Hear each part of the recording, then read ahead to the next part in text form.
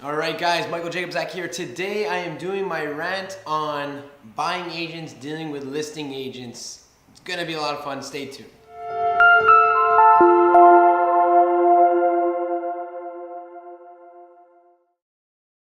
Alright guys, Michael Jacobs back here. As I said, today we're talking about buyer agents, working with listing agents, that conversation that goes on when we're trying to put a deal together.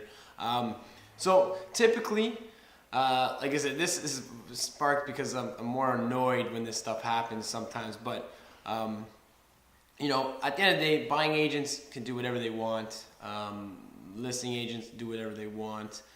But at some point, like when I'm on the buying side, and most good agents, what we do is at some point when we have a client that's very interested in a unit or a house, we call them, the listing agent, try to get some intel on what's going on inside the seller's head, expectations of price, just as whatever information we can utilize to our advantage to get the deal to the closing table. You know, especially in this market, there's multiple offers.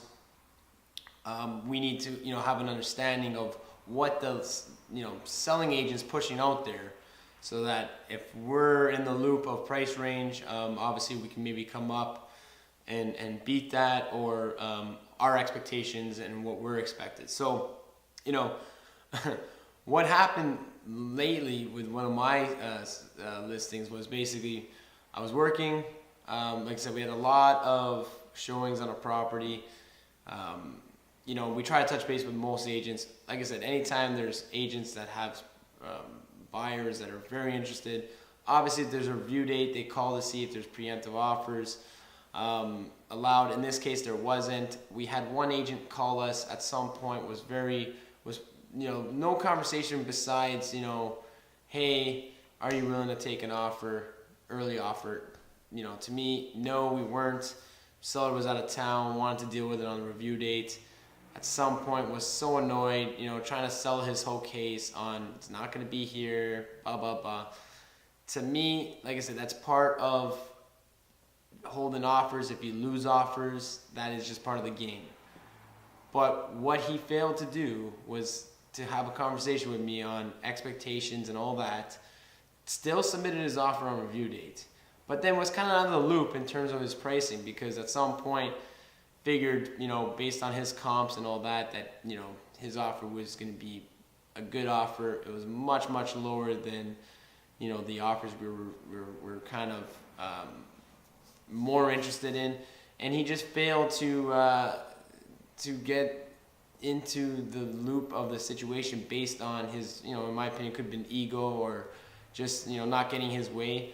But the problem is my rant is dealing with him after and complaining of not being able to do this, do that, or, that it was just unprofessional on my end, that, we're not doing certain things. At the end of the day, it's not my obligation to cater to his needs. It's to my seller. My seller's my client. To me, it's annoying because sometimes you have to baby some people, but it's part of the business we're in. Interesting, but to me, when you're working with a buying agent, make sure, obviously, at some point, that they're friendly. It's good to work with a friendly agent that can get along with people, because although listing agents and buying agents, it seems like we have our clients' interests, which are, obviously separated.